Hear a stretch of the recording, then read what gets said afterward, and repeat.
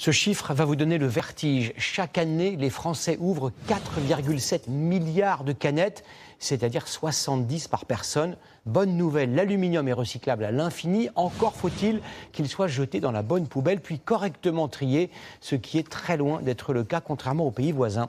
Léa Kebdani, Christophe Niolac et Sylvia Lefebvre. Quand vous achetez vos boissons, vous êtes nombreux à les préférer en canette. Je trouve que ça conserve mieux le froid que les bouteilles. C'est plus pratique en petit format en fait. On peut les boire directement d'un coup. Rapidement vidé, rapidement jeté aussi, mais pas toujours dans la bonne poubelle. Quand c'est chez moi, dans mon bac de tri, et là dans la rue, dans les poubelles, j'ai pas le choix. Parce qu'il n'y a pas trop de poubelles de tri. Dès lors où c'est mis dans une poubelle, je pars du principe que c'est déjà ça. Voilà, c'est pas jeté dans la rue, donc c'est déjà ça. Seule la moitié des canettes consommées sont recyclées, les autres jetées. Pourtant, les canettes sont recyclables à 100% et à l'infini. C'est d'ailleurs la matière première de ce fabricant de Meurthe-et-Moselle.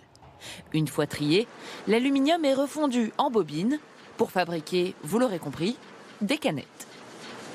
On produit environ 6 millions de boîtes par jour. Et dans le process de fabrication, il y a déjà entre 65 et 70% d'aluminium recyclé. Utiliser ces matériaux permet aussi aux fabricants de faire des économies d'énergie. Alors, ils veulent nous encourager à mieux trier. Les professionnels du secteur ont créé ces corbeilles portatives. Ils en ont déjà distribué 27 000 à destination des entreprises ou des événements publics. L'idée, c'est pas juste de mettre ces jolies petites boîtes, c'est aussi surtout de gérer la collecte derrière. Et c'est ce qu'on fait au quotidien. On travaille avec 500 bénévoles depuis 15 ans qui ont fait les 24 heures du Mans avec nous, la Paris Games Week, la braderie de Lille, on l'a fait pendant longtemps. L'objectif, arriver à 90% de canettes recyclées d'ici 2030.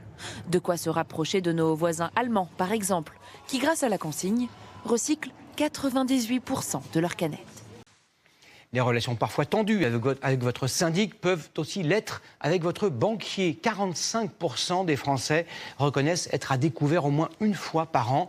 Même si cela ne porte que sur quelques euros, vous paierez ce qu'on appelle des minima forfaitaires, des frais fixes bien supérieurs au montant du découvert.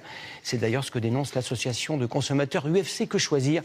Écoutez les explications d'Adélaïde Malavo et Samuel Cardon. Au milieu de vos lignes de compte, vous êtes nombreux à les identifier. Vos frais bancaires en cas de découvert. À chaque relevé, cette maman célibataire redoute la note. Sur juste le mois d'avril, j'ai 32 € de frais bancaires. C'est énorme, mais cette banque-là, c'est énorme. Hein. J'en change là bientôt. En plus, le problème, c'est que quand on est à découvert, on n'ose pas trop appeler son banquier pour me dire « Dis donc, pourquoi vous me prenez autant de frais ?» En cas de découvert, il existe deux types de frais bancaires. D'un côté les agios, de l'autre les minima forfaitaires. Dès que le solde de votre compte est négatif, même pour 1 €, une somme minimale vous est facturée par votre banque, sans aucune notification. Aujourd'hui en France, la moitié des établissements appliquent ces frais, allant d'1,50 € à 16 €. Ça me faisait 8 € plus 8 € et ça monte vite quoi. Cette association dénonce aujourd'hui le manque de transparence. Le souci, c'est que le consommateur ne sait pas ce pourquoi il paye, ne connaît pas vraiment les frais dans les détails. La plupart du temps, il voit son relevé bancaire, il voit qu'il a des frais, mais il ne sait pas forcément à quoi ça correspond. Mais les banques ont-elles le droit d'appliquer de tels frais ? Ce n'est pas une pratique illégale, en ce sens qu'il n'y a pas de réglementation spécifique donnée sur les minima forfaitaires. Ce qui est abusif, c'est de ne pas informer le client, de le mettre devant le fait accompli.